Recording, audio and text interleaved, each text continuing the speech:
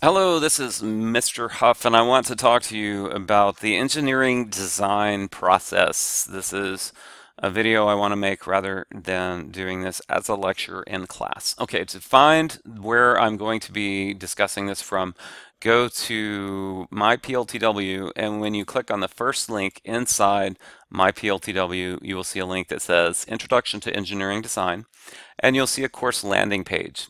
And if you click on that, you'll see that underneath it, there is one that says General Student Resources.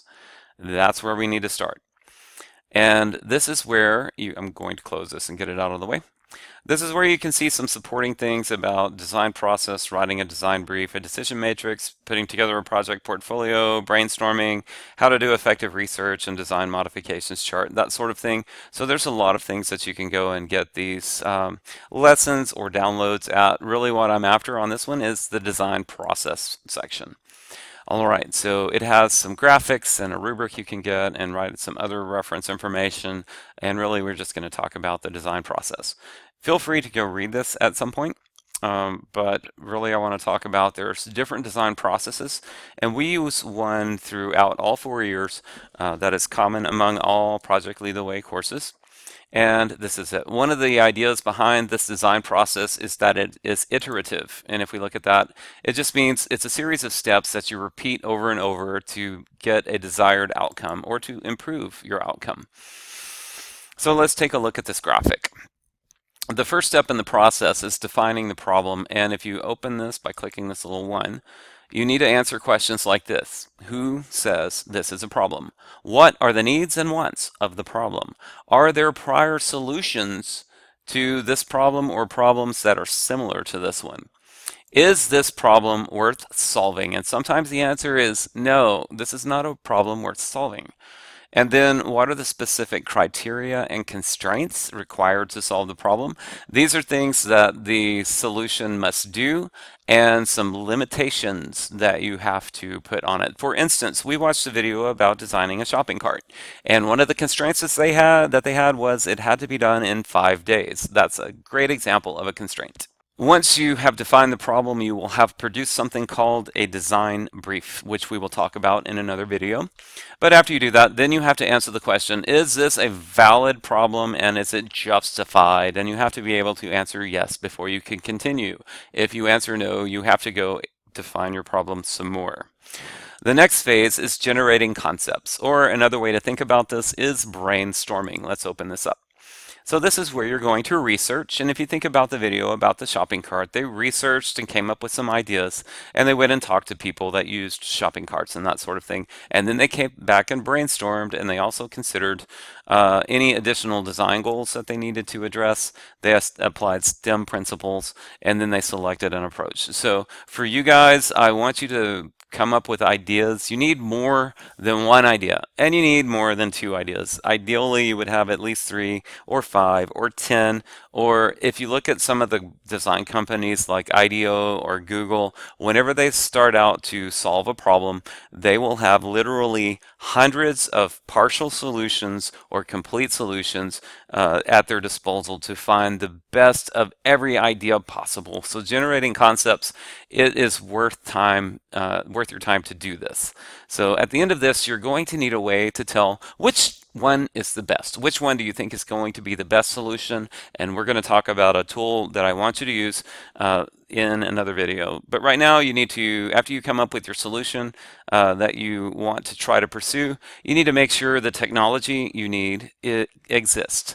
And one of the things that has really changed the nature of materials and design processes is the accessibility of carbon fiber. This makes it where you can have something that's really light and stronger than steel. So you get strength and light material, and that's a really awesome product to build out of. It's actually not hard to build with it, but it is complicated to build out of it. It's very labor intensive. There's a European sports car company. They are building entire sports cars out of carbon fiber, and they're trying to get it down to where 1 kilogram of mass is also associated with 1 horsepower, so they get really massive acceleration out of this sports car. So you do have to think about technology if it's available. If it is not, then you need scientific research to happen to develop the technology needed to support the solution. So this is where engineering and science intersect. Sometimes engineers have to be scientists, and sometimes scientists have to be engineers to design test equipment and figure out how to measure things. Once you have identified something you want to pursue, you have to develop a solution. I want you to think drawing. So you're going to create detailed designs of what you plan to build, and then you're going to justify the solution path. You need to say, this is how it's going to work. This is how we know it's going to work. All right, so once you have your solution designed, you have to answer, is it valid or not? And if it's not, you have to go back up and iterate and fix that. Once you have a solution, then you build it, you construct it, and you test it. So this is your construction and testing. So right here, let's open this up. You need to build a prototype that you can test to see if it solves the problem. And you need to plan how you're going to test it. And then you actually test it. And notice you also collect and analyze the test data at this point. Collecting and analyzing, much like in the scientific method. After an experiment, you analyze data. This is where you make your graphs. You're not saying if it worked or not, you're just collecting information that you can evaluate. And evaluating is the last portion.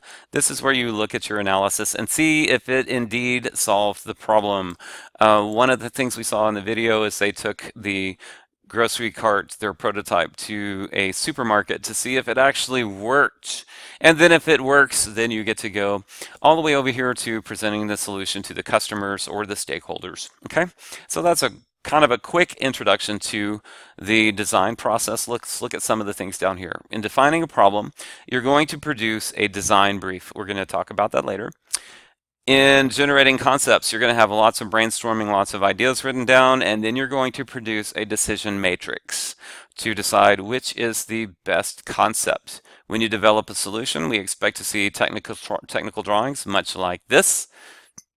But this one's a little busy. I don't like all the stuff they have on here. So we're going to strip down the drawing template to where we have a much lighter title box and much more space for the drawing to occur. And then constructing and testing a prototype that usually involves some data analysis. This would be stuff you write down in your notebook, how you test it, what your results were, did it work or not. Evaluating the solution, this is where you say this is how well it solved the problem or it didn't solve the problem at all, and what you would need to do to improve it to make it a better solution. And then it talks about project portfolios. This is a kind of a container to put all of your project resources in.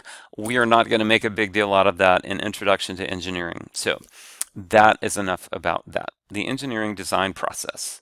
This is what we're about for the next 4 years. All right. Thank you.